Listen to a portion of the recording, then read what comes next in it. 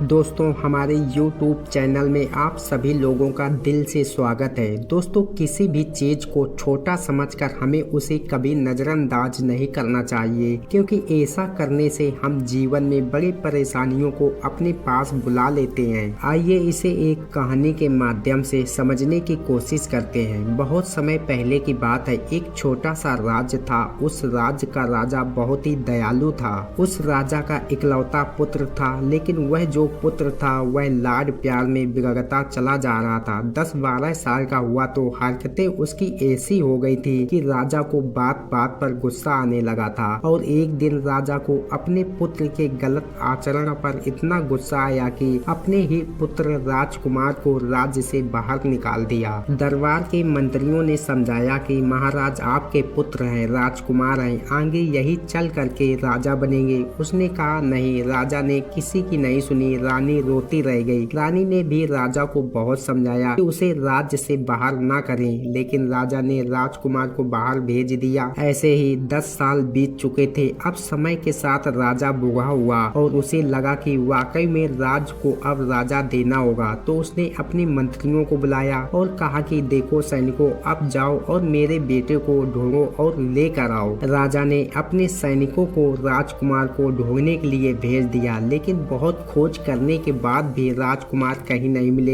एक बार की बात है, राजा यूं ही अपने महल का चक्कर लगा रहे थे। तभी राजा के मन में विचार आया कि उसे अपने राज्य की खुशहाली के लिए पहाड़ों के बीच बने मंदिर में भगवान के दर्शन करना चाहिए। लेकिन वह कार्य अकेले करना चाहता था। वह चाहता था कि उसके साथ कोई ना चले, वह अकेला ही इस यात्रा को खुद तय करेंगे और शायद उन्हें अपना बेटा वापस मिल जाए। लेकिन उस रास्ते पर एक घना जंगल था। फिर भी राजा ने निश्चय किया कि वह मंदिर जरूर जाएंगे। राज्य के सभी लोग और मंत्रियों ने राजा को समझाने की बहुत कोशिश की। उन्हें उस जंगल में अकेले नहीं जाना चाहिए, वहाँ बहुत खतरा है। और उस जंगल में आज से पहले जो भी गया कोई वापस नहीं आया। कुछ दिन बाद एक दिन ऐसा भी आया जब राजा ने सभा में सभी लोगों से कहा कि मैं कल भगवान के दर्शन के लिए जा रहा हूँ। मंत्री बोले महाराज, हमने आपसे पहले भी कहा था कि हम में से आप कुछ लोगों को अपने साथ लेकर चलिए। राजा बोले नहीं मंत्री, हम पहले कह चुके हैं कि हमें उधर अकेले ही जाना है। क्या तुम्हें अपने राजा की वीरता पर कोई संदेह है? मंत्री बोला नहीं महाराज, हमें आपकी वीरता पर कोई संदेह नहीं है, लेकिन उस जंगल के रास्ते में एक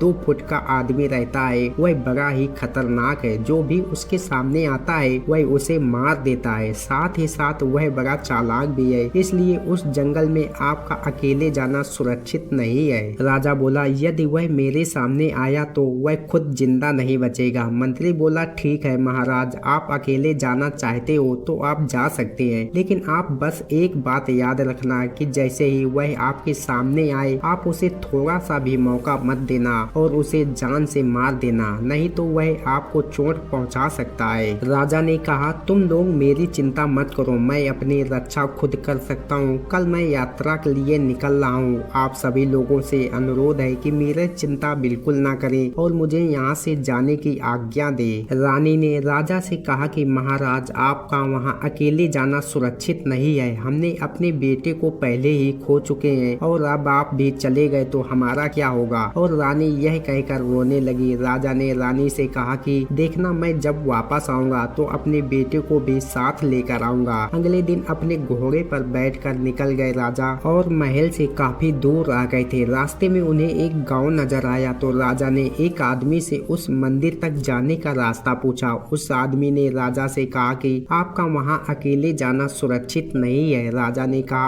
आप मेरी चिंता मत करो। फिर उस आदमी ने कहा कि आप यहाँ से सीधे चले जाइए। थोड़ी दूर जाने के बाद आपको एक जंगल दिखेगा। आपको उस जंगल को पार करना है, उसके बाद आप मंदिर तक पहुँच जाएंगे। राजा अब वहाँ से आगे बढ़ चुके थे। जैसे ही वह जंगल में कुछ आगे बढ़े, उनके सामने वही 2 फुट का आदमी आ गया। राजा उसे देखते ही चौकन्ना हो गए। राजा घोड़े से नीचे उतरे। राजा कुछ पूछते उससे पहले उस 2 फुट आदमी ने राजा पर हमला करने लगा। राजा ने अपनी तलवार निकाल दी और उससे लड़ने लगे। लड़ते लड़ते उन्होंने उस 2 फुट के आदमी को नीचे गिरा दिया। उसके गर्दन पर तलवार रख कर उसे मारने ही वाले थे कि वह छोटा आदमी बोला राजा जी मुझे माफ कर कर दो। आप तो सचमुच बहुत बहादुर हैं और पराक्रमी हो। आपसे पहले बहुत बड़े बड़े लोग आए लेकिन वह मुझसे जीत नहीं पाए। मैं आपसे माफी मांगता हूँ, आप मुझे छोड़ दो। राजा सोचने लगे मेरे मंत्री और सेनापति न जाने क्यों इस 2 फुट के आदमी से डर रहे थे। इसे तो मैंने ऐसे ही हरा दिया। राजा अब अपनी यात्रा के लिए कुछ और आगे निकल आए। वह जो 2 फुट का आदमी था अब वह 2 फुट से 4 फुट का हो गया था। उसने राजा पर फिर से हमला किया। राजा ने भी अपनी तलवार निकाली और उस 4 फुट आदमी से लड़ने लगे। राजा ने उसको फिर एक बार हरा दिया। आदमी बोला, राजा जी मुझे माफ कर दो, आप बड़े ही दयालु हैं। राजा बोले, तुमसे पहले मैंने एक 2 फुट के आदमी को हराया है और उस पर दया करके उसको छोड़ दिया। जाओ, तुमको भी मैं छोड़ता हूँ। तुम भी क्या याद रखोगे, मेरी मंजिल कुछ और है। तुम्हें मार कर मुझे क्या मिलेगा। ऐसा कहकर राजा ने उसे छोड़ दिया। उसके बाद राजा ने अब अपनी यात्रा आगे बढ़ाई। राजा चलते चलते काफी दूर आ गए थे और सुबह से वह चल ही रहे थे। शाम भी हो चुकी थी, इसलिए राजा ने एक पेड़ के नीचे थोड़ा आराम किया। वह बैठे थे कि उन्होंने देखा कि 8 फुट का एक आदमी तेजी से उनकी तरफ आ रहा है। राजा उसे देखकर काफी भयभीत हो गए क्योंकि वह आदमी आकार में बहुत ही लंबा था। जो उस छोटे आदमी ने अपना आकार 4 फुट से 8 फुट कर लिया था। वह फिर राजा से लड़ने के लिए आया। राजा उसे देखकर हैरान हो गए। इतना बड़ा कौन आदमी है। राजा पूरी जान से उससे लड़े लेकिन वह जीत नहीं पाए। उस 8 फुट के आदमी ने उन्हें मार दिया और राजा की मृत्यु हो गई। ये बात महल तक पहुंच गई थी। राजा की अब मृत्यु हो गई। रानी के आंसू रुक नहीं रहे थे। सब बहुत परेशान थे। कुछ दिन बाद राजा के जो मंत्री थे उन्होंने फिर से सैनिकों के साथ वह राजकुमार को ढूंढने के लिए निकल गए। मंत्री और सैनिकों ने उन्हें काफी ढूंढा। फिर उन्हें राज्य के बाहर एक नगर के चौराहे पर एक व्यक्ति भीख मांग रहा था। रोज की तरह दोपहर का समय था और उस राजा के जो मंत्री थे और सैनिक थे उन्होंने देखा कि चौराहे पर बैठा था। तो मंत्री ने कहा, यह देखा देखा सा लग रहा है। और थोड़ी देर में आंखें मिल गईं और जहां आंखें मिल गईं तो मंत्री ने सैनिकों से कहा, रुक जाओ, उसे लेकर आओ। मंत्री ने देखा कि उस युवक के हाथों में राज्य चिन्ह था जो कि सिर्फ राजकुमार के ही हाथ पर था। मंत्री अचानक उसके पैरों में गिर गया। सारे सैनिक घोड़े से उतर गए। महाराज की जय हो, महाराज की जय हो कहने लगे और जो फटे पुराने हाल में बैठा था बिल्कुल बेढंग हो चुका था, जिसका शरीर कमजोर सा लग रहा था। सैनिकों ने राजकुमार को घोड़े पर बैठाकर वहां से निकले। इसी तरह हमारे जीवन में छोटी छोटी मुश्किलें और समस्याएं आती रहती हैं जिन्हें हम नजरअंदाज करते रहते हैं, लेकिन धीरे धीरे यह समस्या बड़ी होती रहती है और जब यह समस्या बहुत बड़ी रूप में हमारे सामने आती है तो हम उसका हल नहीं निकाल पाते, जिसका अंजाम बहुत बुरा हो सकता है। जब समस्या छोटे रूप में हमारे सामने आती है तो उसका हल आसानी से निकाला जा सकता है, लेकिन समस्या बड़ी हो जाने पर हमारी मुश्किलें और भी बढ़ जाती हैं। जैसे हम किसी कार्य को कल पर छोड़ देते हैं यह सोच कर कि